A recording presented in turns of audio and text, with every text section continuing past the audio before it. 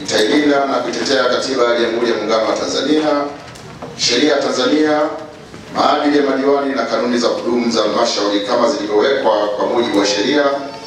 Nathibitisha kwa dhati kwamba nitaitumikia halmashauri ya jiji la Mwanza kwa wadhifa wangu wa udiwani na kwamba nitahifadhi, nitalinda na kuitetea Katiba ya Jamhuri ya Muungano wa Tanzania. Akizungumza katika kikao hicho, mkuu wa wilaya Nyamagana Bi Amina Makilagi amewataka madiwani hao kwenda kutekeleza majukumu yao kwa mujibu wa maelekezo ya ilani ili kuhakikisha wanatatua changamoto za wananchi. Nendeni mkatimize wajibu wenu.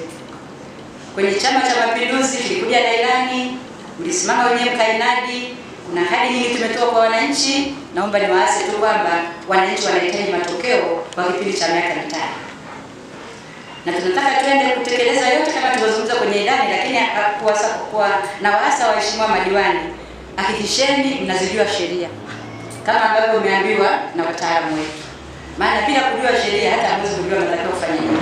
Sheria zetu ndogo ndogo za ndani ya kuendesha halmashauri tuzijue, sheria zetu za serikali kuu na sheria za nchi yetu, kujua vizuri katiba, kujua miongozo, kujua sera na dira, kujua tunayo dira ya taifa katika taifa letu, lakini vile vile kujua mwelekeo wa nchi tunataka nini katika kuwaletea maendeleo ya wananchi. Kwa upande wake, mbunge wa jimbo la Nyamagana John Nzilanyingi amewaomba madiwani wote pamoja na watendaji wote wa halmashauri ya jiji la Mwanza kuzingatia swala la utendaji wa haki ili kuondoa malalamiko katika jamii. Tunatamani jimbo la Nyamagana wananchi tuwatumike kwa haki, yasiwepo manunguniko. Kuna manunguniko kule Luchelele ya kwamba serikali kwa maana ya jiji la Mwanza lilichukua maeneo yao, lakini fidia imekuwa ni changamoto.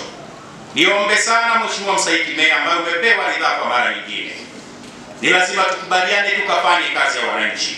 Wanaostahili kulipa fidia wakalipwe fidia. Naye Mstahiki Meya wa jiji la Mwanza Sima Constantine Sima amesema moja ya kazi kubwa ambayo wanakwenda kuifanya kwenye kipindi hiki cha miaka mitano ni kuongeza idadi ya mapato ili fedha zitakazopatikana ziweze kutumika katika kuboresha miundombinu mbalimbali.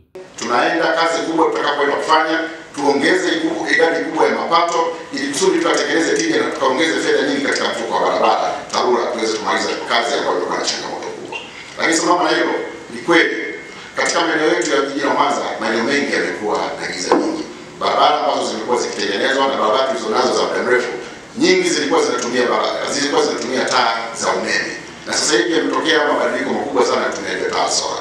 Lakini kwa kuliona hilo kwa kazi ya kwanza ambayo serikali tulifanya, mimi nikiwa moja. Naye mwakilishi kutoka CRDB Bank akimwakilisha meneja wa kanda amewapongeza madiwani walioapishwa leo na kueleza wako tayari kushirikiana nao katika kuleta maendeleo katika jamii. Kwa niaba ya CRDB Bank tunapenda kutoa pongezi za dhati kwa waheshimiwa madiwani wa wilaya ya Nyamagana kwa kuteuliwa na kuaminiwa kwa uwakilishi wa wananchi katika kata zote za Nyamagana. CRDB tupo tayari kuendelea kushirikiana nanyi katika kusukuma gurudumu la maendeleo na katika wilaya yetu ya Nyamagana. Nikiripoti kutoka hapa katika kikao cha baraza la kwanza la madiwani ambapo leo hii wameapishwa hapa katika ukumbi wa halmashauri ya jiji la Mwanza, Saada Mzinga, Abudi TV.